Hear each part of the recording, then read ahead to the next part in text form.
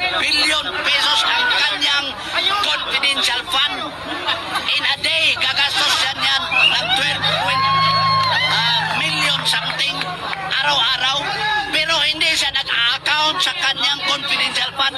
Ang liit-liit ng confidential ng Vice Presidente, dinididik nila, dinidiin, hinahanapan nila ng kasalanan. Enough is enough.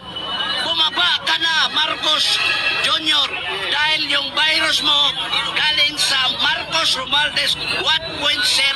Ikaw yung virus ng Marcos Romualdez 2.0. So ang anti-vaccine nila ng mga Marcos Romualdez virus ay yung people power sa EDSA. Hindi kami alis dito hanggang hindi ka bababa sa pusto mo.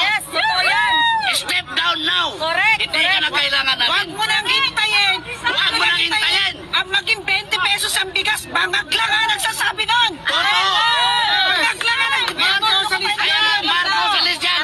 Marcos alis dyan. Marcos alis dyan. Marcos impeach.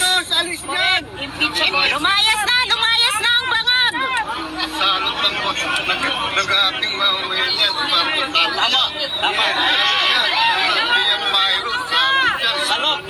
Salot ng bayan. Pakiulit po. Salot po rin ang Ano po ulit yun? salot siya. Ng mamamayang Pilipino. Salot. Yan, salot yan. Salot. Yan ang nagpapatunay dahil sila ang nakaranas ng hirap simula nung Naniniwala daw po ba kayo na si ang ating mahal na Pangulong ay isang Judictus Benedictus? Ay, matagal na kaming naniwala. Nakilala ko si Bongbong Marcos dahil tinulungan ko yung maging senador sa Pilipinas. Ay, hindi. Yun pa yan. Noon pa yan. Nagkukukin na yan. Kaya nga, sira na nga yung kanyang kidney. Dahil nasisira yung kidney niya sa chemical dahil sa kagagamit ng cocaine. Kaya nga, hindi yan makapag-isip ng tama. Based pa sa personal knowledge niyo po, experience, ilang taon na po ba siyang Judictus Benedictus? Eh, nagsimula na yan nung presidente pa kayang tatay eh. Yan nga daw ang nagbibigay ng Rolling Stone ng cocaine. Sama-sama nga yan eh. Hindi na yan kasi palabo yan. Hindi naman yan katulad natin na talagang nag-aral ng hanggang natapos tayo. Yan, ano yan? Nagising yan na mayaman. So palabo lakwat zero. So kung isa kang lakwat zero, wala ka, laki sa layaw, wala kang alam sa panggobyerno. Bakit ka pa nandyan sa paging presidente mo? So wala kang alam, definitely wala kang alam. So bumaba ka na dahil wala kang alam para ang taong bayan ipalit na namin yung 30 million na binoto namin ng 30 million. Sine Sara yun, matino, may tapang, may malasakit, may kakayahan, nagagampanin ang katungkulan bilang presidente ng Pilipinas. Bumaba ka na, Marcos Jr. Hindi ka na namin kailangan.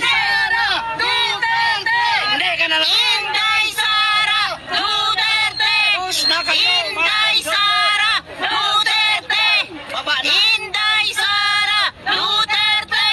magpapatunay na oras na, panahon na. Panahon na, bumaba ka na. Sama-sama na mga tao dito sa EDSA.